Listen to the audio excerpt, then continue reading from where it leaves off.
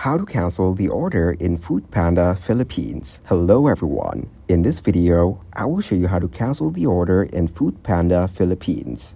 Open the Foodpanda app on your mobile phone. Make sure that you've logged into your account in Foodpanda. Confirm your location first. Go to the food delivery option shown on the top of the screen.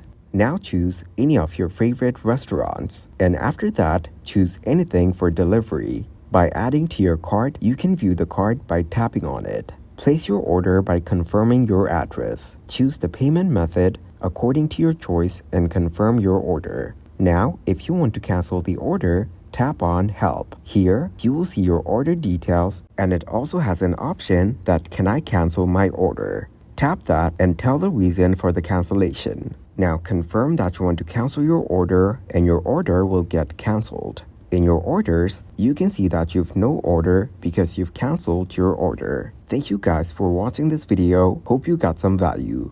Make sure to like the video and subscribe to the channel to get notified of new videos. See you in the next one.